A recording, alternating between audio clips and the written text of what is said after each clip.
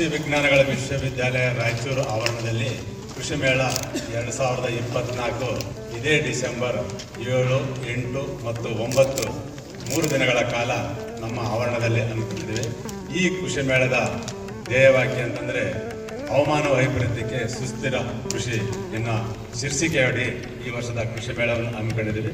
ಇದರ ಲಾಭವನ್ನು ಎಲ್ಲ ಸಮಸ್ತ ನಾಗರಿಕರು ಮತ್ತು ರೈತಾಪಿಗಳು ಮತ್ತು ವಿದ್ಯಾರ್ಥಿಗಳು ಒಂದು ಹೆಚ್ಚಿನ ಸಂಖ್ಯೆಯಲ್ಲಿ ಭಾಗವಹಿಸಿ ಮತ್ತು ತಮ್ಮ ಸಹಕಾರ ಬಹಳ ಮುಖ್ಯವಾಗಿರುತ್ತದೆ.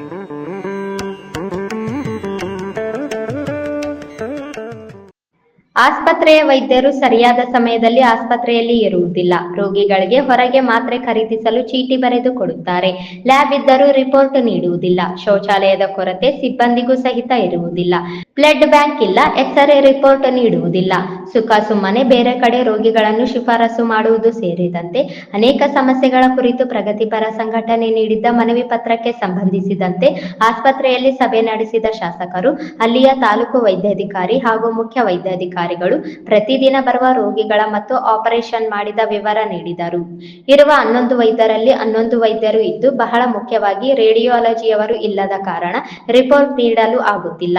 ಎಇಒ ಡೆಸ್ಟೇಷನ್ ಹೋದ ಇರುವ ಮುಖ್ಯ ವೈದ್ಯರಿಗೆ ಅದರ ಹೊರೆ ಬಿದ್ದಿದೆ. ಹಾವು ಕಡಿತ ಮತ್ತು ವಿಷ ಸೇವಿಸಿದ ಸಂದರ್ಭದಲ್ಲಿ ಅದಕ್ಕೆ ಸಂಬಂಧಿಸಿದ ಮುಖ್ಯ ಟೆಸ್ಟ್ ಮಾಡಿಸಲು ನಮ್ಮಲ್ಲಿ ಸವಲತ್ತು ಇಲ್ಲದ ಕಾರಣ ಅದನ್ನು ಹೊರಗಡೆ ಟೆಸ್ಟ್ ಮಾಡಿಸಲಾಗುತ್ತದೆ. ಅದನ್ನು ಹೊರತುಪಡಿಸಿದರೆ ಉಳಿದೆಲ್ಲವುಗಳನ್ನು ಇಲ್ಲಿಯೇ ಮಾಡಲಾಗುತ್ತದೆ. ರಾತ್ರಿ ಹೊತ್ತಿನಲ್ಲಿ ರಕ್ತ ಪರೀಕ್ಷೆಗೆ ಸಂಬಂಧಿಸಿದಂತೆ ತೊಂದರೆ ಇದೆ. ಅದನ್ನು ಸಿಬ್ಬಂದಿ ಸಂಘದೊಂದಿಗೆ ಮಾತನಾಡಿ ಪರಿಹಾರ ಕಂಡುಕೊಳ್ಳುವುದಾಗಿ ಡಾಕ್ಟರ್ ನಾಗರಾಜ್ ಕಟ್ಟ ಹೇಳಿದರು.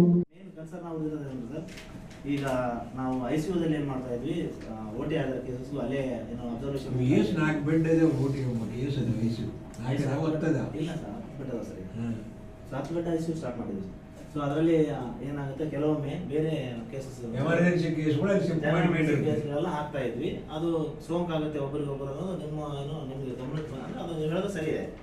ಸೊ ಅದಕ್ಕೆ ನಾವು ಏನು ಮಾಡಿದ್ದೀವಿ, ಈಗ ಐಸಿಯುನ ಸಪ್ರೇಟ್ ಮಾಡಿ ನಮ್ಮ ಸಿಜರಿನ್ ಆದಂಥ ಯಾವುದೇ ಸರ್ಜರಿ ಆದವರಿಗೆ ನಾವು ಹೈ ಡಿಪೆಂಡೆನ್ಸ್ ಯೂನಿಟ್ ಅಂತ ಹೇಳ್ತೀವಿ, ತೀವ್ರ ಅವಲಂಬನ ಘಟಕ ಅಂತ ಹೇಳಿ ಅದನ್ನು ಸಪ್ರೇಟಾಗಿ ಮಾಡಿದ್ದೀವಿ. ಈ ಇನ್ಮೇಲೆ ನಾವು ಐಸಿಯುದಲ್ಲಿ ಬರೀ ಐಸಿಯುಗೆ ಯಾವ ಅಡ್ಮಿಟ್ ಮಾಡುವಾಗ ಅಂತ ವರ್ಷ ಮಾಡ್ತೀವಿ. ಇದು post operative ward separate sir. ಇದು ಮತ್ತೆ HD ಅಂತ ಇನ್ನೊಂದು ಹೈ ಡಿಪೆಂಡೆನ್ಸ್ ಅಂತ ಸ್ವಲ್ಪ ಚಿಕ್ಕಮ್ಮೆ ಆದವರಿಗೆ ಏನಾಗುತ್ತೆ, ಕಿವಿನ ಹೋಗ್ಬಿಡುತ್ತೆ. ಅದಕ್ಕೆ ತುಂಬಾ ಎಕ್ಸ್ಪರ್ಟ್ ಇರಬೇಕು. ನಮ್ಮ ಇಕ್ವಿಪ್ಮೆಂಟ್ಸ್ ಒಂದು ಬೇಕು ಸರ್, ಅದನ್ನ ನಾವು ತರಿಸಿಕೊಡೋದು. ಆದ್ರೆ ನಾನು ಅದನ್ನ ಒಪ್ಕೊಂಡ್ಬಿಡ್ತೀನಿ, ನಮ್ಮ ಸರ್ಜನ್ ENT ಸರ್ಜನ್ ಅಂತ ಸರ್ಜರಿ ಮಾಡೋದಷ್ಟು ಕೇಪಬಲ್ ಇದೆ. ಸೊ ಅವರು ಹೇಳಿದಾರೆ ಅದನ್ನ. ನಾವು ಅದಕ್ಕೆ DC ಅವ್ರ ಜೊತೆ ಮಾಡ್ತಾ ಇದ್ದೀವಿ. ಸೊ ಮಾತಾಡಿ ಅವರಿಗೆ ಒಂದು 3 ಮಂತ್ಸ್ ಟ್ರೈನಿಂಗ್ ಕಳ್ಸೋಣ ಅಂತ ಹೇಳಿದ್ವಿ. ಅರ್ಜೆಂಟ್ ಆಗಿ ಯಾವ ಉಪಕರಣ ಬೇಕು ಎನ್ನುವುದನ್ನು ಪಟ್ಟಿ ಮಾಡಿಕೊಡಿ, ಅದರ ವ್ಯವಸ್ಥೆ ಮಾಡುವುದಾಗಿ ಶಾಸಕರು ವೈದ್ಯರಿಗೆ ಸೂಚನೆ ನೀಡಿದರು. ಇನ್ನು 1 ತಿಂಗಳ ಒಳಗಾಗಿ ಸ್ವಚ್ಛತೆ ಮತ್ತು ಉಳಿದ ಸಮಸ್ಯೆಗೆ ಪರಿಹಾರ ಕಂಡುಕೊಳ್ಳುವುದಾಗಿ ವೈದ್ಯರು ತಿಳಿಸಿದರು.